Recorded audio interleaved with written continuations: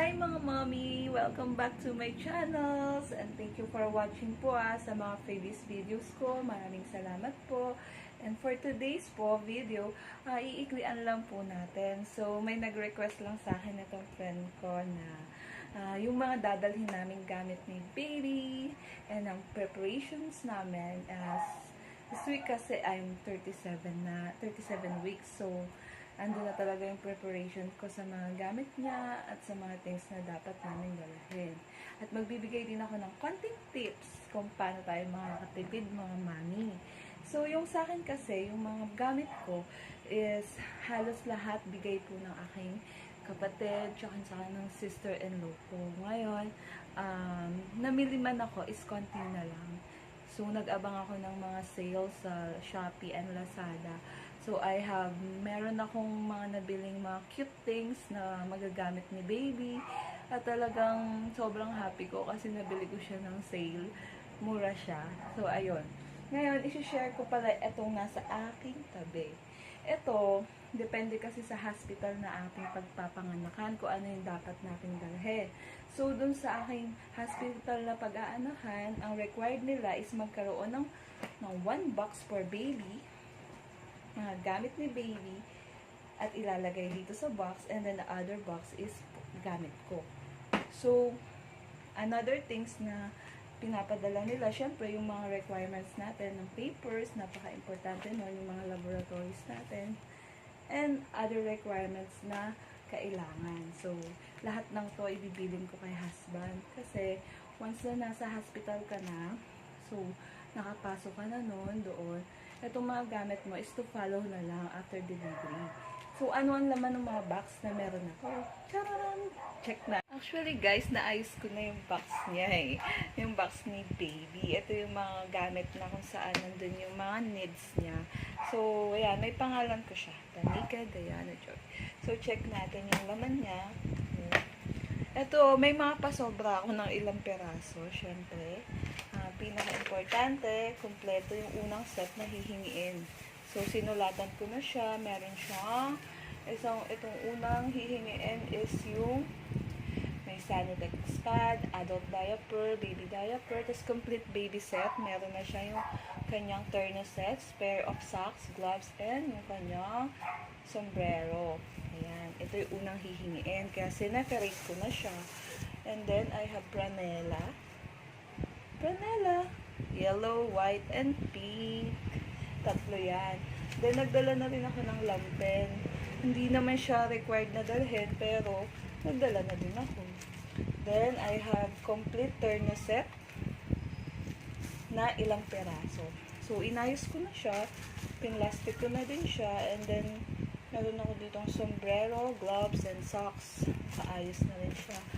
Yan, lampen. May mga pasobra talaga ako. Thermosets. Pero hopefully, mga 2 days lang kami doon. Then, uwi na kami. Ito lang naman yung mga essentials na needs eh. Yung wipes, alcohol, and the baby oil. Yun, pero nagdala rin ako ng sabon kahit hindi naman nire-require. Dala lang. And then the alcohol and the cotton. Yan. Yan yung laman ng box. And then, sineperate ko na din yung going home na turn na ni baby. Pagpa-uwi na kami, may outfit na siya naka-ready. And then, yung diaper, newborn diaper, then, underpad. Nagdala na rin ako ng extra underpad. And then, ito. Yan ang box na naman ng baby. Siyempre, yung box naman ni Mami ang bubuksan natin. So, nagdala naman ako ng mga required na dalahin.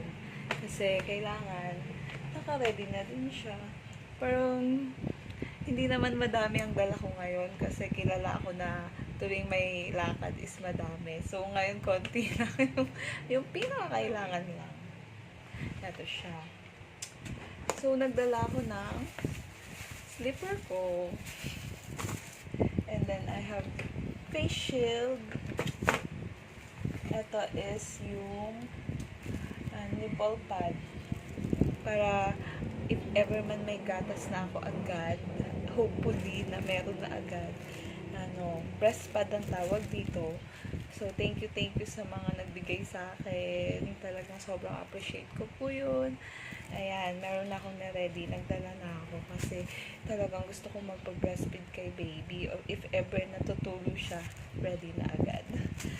Ayan, ano pa ba? Ito, extra plastic and pentel pen. So, nagdala lang ako niyan. Alcohol, I have done. Tapos, syempre, pinaka-importante that may mask tayo. Kasi, ito naman talaga ang requirements everyday na that meron tayo yan. And then, the tissue.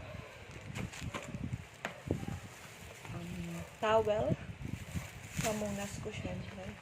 And then, I have my essential. So, nakalagay dito yung napkin, panties. And then, meron din ditong makeup kit. Siyempre, hindi mawawala yung pagpa-uwi na ako. Mag-aayos din naman ako, no? At saka, ano pa ba, meron dito. Nandito yung bra. Yung mga essentials na needs natin sa ating pangsarili. Ayan, nailagay ko na siya, nakaayos na. Basta yun lang naman yung laman na itong little pink bag. Siyempre, meron ditong Colgate, and then my toothbrush. At saka required kasi dun sa hospital, meron kang pajama, socks, yun ang importante, meron ka nun. Tsaka yung turner sets ko na pa-uwi na damit. Yan yung laman ng aking box. Pero, syempre, may siningit na rin ng papers dito.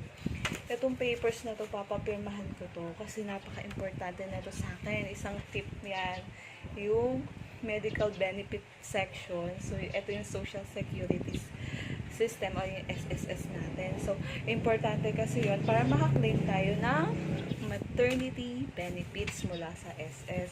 So, yung mga requirements nun, syempre, meron na din ako. Kinumpleto ko na rin siya. Kasi, syempre, kailangan natin ng financial assistance. So, kung ito yung makaka-help sa atin, so, asikasuhin din natin. But, take note ha, kailangan, pag nalaman mong buntis ka, mag-notify ka na agad sa SS. At saka yung hulog mo, kailangan meron kang 6 months na hulog bago yung contingency ng iyong panganganak. So, kung gusto nyo po yan i-discuss ko, comment your questions. Pwede ko rin po yan i-vlog sa inyo about sa SSS benefits. Kailangan mo lang mag-notify, yun ang pinaka-importante. May notifications ka at least meron kang 6 months na hulog before ka manganak. Ayan. Kaya kahit pa paano, meron ka ding aasahan after nung may benefits kang makukuha.